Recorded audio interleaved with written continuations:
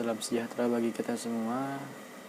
Yang kami hormati Ibu Astuti Saumosir MPD selaku dosen pengampu mata kuliah penyuntingan dan teman-teman yang saya banggakan.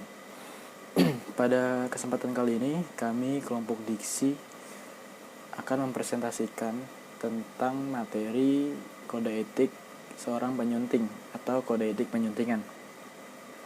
Secara umum, kode etik ialah suatu sistem, nilai serta aturan profesional secara tertulis dan dengan tegas menyatakan yang baik dan juga benar, serta apa yang tidak benar dan juga tidak benar bagi seorang profesional. Atau secara singkat, definisi kode etik ialah suatu pola aturan, tata cara, tanda, pedoman etis di dalam melakukan suatu kegiatan, suatu pekerjaan. Lalu fungsi dari kode etik itu sendiri yaitu sebagai perlindungan dan juga pengembangan bagi profesi. Selanjutnya akan dilanjutkan atau dipaparkan oleh rekan-rekan saya. Terima kasih. Assalamualaikum warahmatullahi wabarakatuh.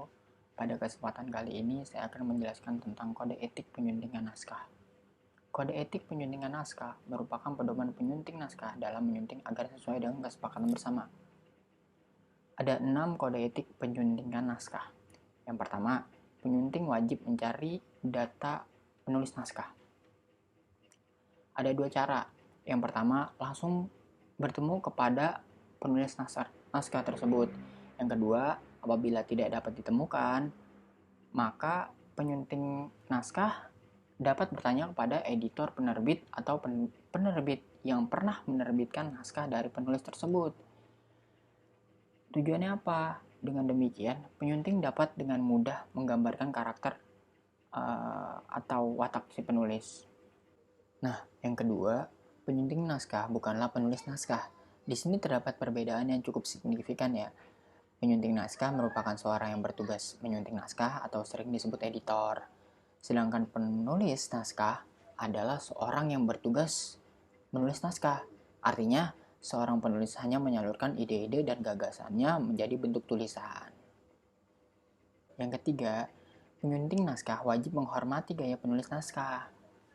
Semua penulis naskah diatur oleh penulis, sehingga penyunting harus mengetahui karakter penulis naskah tersebut. Peran penyunting dalam hal ini dapat menghormati gaya bahasa yang telah ditentukan oleh penulisnya. Yang keempat, penyunting naskah wajib merahasiakan informasi yang terdapat dalam naskah yang disuntingnya.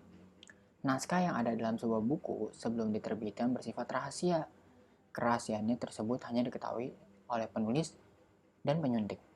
Oleh karena itu, apabila dilanggar oleh salah satu pihak, maka akan ada sanksi yang dikenakan. Yang kelima, penyunting naskah wajib mengonsultasikan hal-hal yang mungkin akan diubahnya dalam naskah. Kode etik tersebut diartikan bahwa penyunting naskah tidak dapat dengan mudah mengambil keputusan dalam menyunting atau mengubah tulisan yang telah ditulis oleh penulis naskah. Penyunting naskah harus mengikuti perintah dari seorang penulis.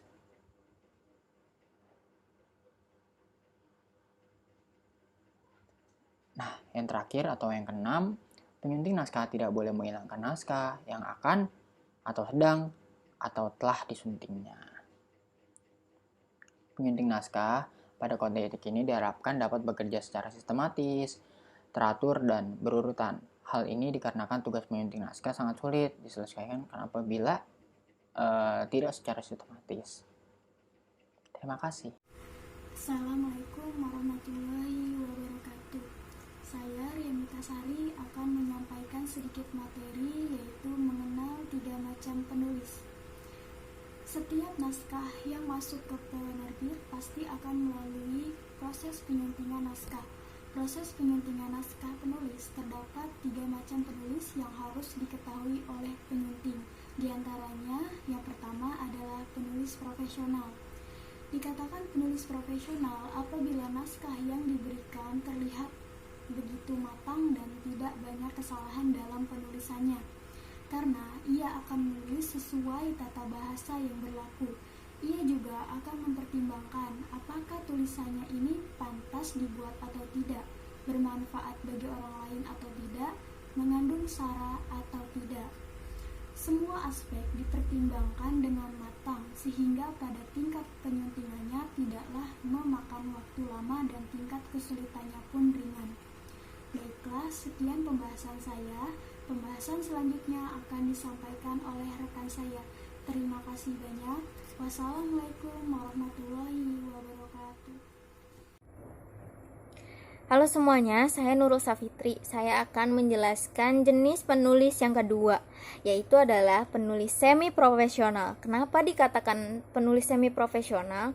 Karena penulis jenis ini sudah memiliki jam terbang menulis yang cukup banyak, atau dapat dikatakan sudah memiliki pengalaman, namun pengalaman yang dia miliki baru sedikit, sehingga masih terdapat beberapa kesalahan atau kekurangan dalam penulisan naskahnya. Nah, kesalahan atau kekurangan naskah seperti apa sih? Contohnya, kesalahan dalam penggunaan tata bahasa yang pertama, atau yang kedua, kesalahan penggunaan tanda baca.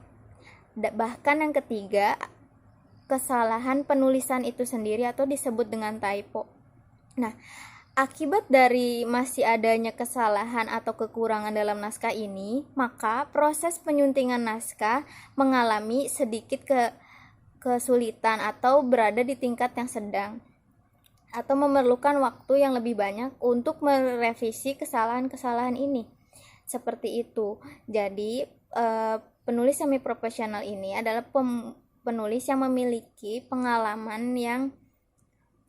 cukup pengalaman namun belum begitu banyak, seperti itu. Nah, sekian penjelasan saya tentang penulis semi profesional. Selanjutnya akan dibawakan oleh teman saya yang menjelaskan tentang penulis profesional.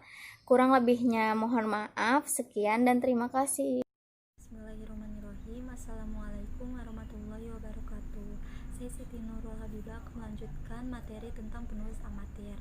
Penulis amatir menjadi sebutan untuk seseorang yang melakukan sesuatu atas dasar kesenangan atau hobi dan bukan semata-mata untuk mencari uang. Dengan pengertian ini, orang yang tidak mengharapkan imbalan dari menulis adalah para penulis amatir. Berbeda dengan profesional yang mengharuskan ada pembayaran atas pekerjaannya. Perbedaan antara amatir dengan penulis yang lain. Yang pertama, amatir menunggu kejelasan ide. Ide yang dimaksud dalam hal ini bukan tentang mendapatkan inspirasi, tetapi lebih tentang bagaimana kita dipandang oleh orang lain. Dan yang kedua, amatir bermimpi besar. Seorang amatir hanya mencapai sebuah tujuan tanpa ingin melalui proses belajar. Dan yang ketiga, amatir berlatih sebanyak yang mereka butuhkan. Sebagai amatir seringkali memutuskan untuk berhenti berlatih ketika para penulis amatir ini merasa lelah, merasa bosan, dan merasa sakit. Dan yang keempat, amatir takut akan kegagalan. Amatir begitu takut pada kegagalan, usaha yang telah dilakukannya ini tidak memberikan hasil yang sesuai dengan yang sudah mengeluarkan biaya, tenaga, dan waktu, semuanya bisa terbuang sia-sia. Makanya mereka ini sangat takut akan kegagalan. Dan yang terakhir adalah amatir ingin dikenal. Para amatir ini cenderung hanya ingin dikenal dari karya-karya mereka. Mereka berkarya untuk ketenaran, harta, ataupun reputasi jangka pendek. Sekian dari saya. Wassalamualaikum warahmatullahi wabarakatuh.